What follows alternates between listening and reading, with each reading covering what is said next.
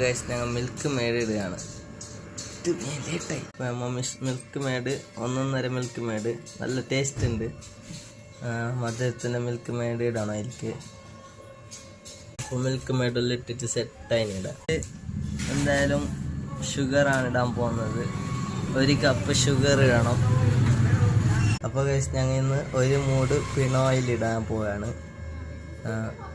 തേന് പോലത്തെ 1 മൂട് ഇടണം. 1 അല്ല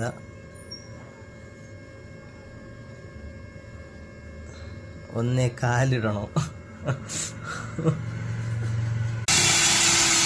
1.5 മിക്സ് ആക്കലാണ് ആക്കുന്നത്.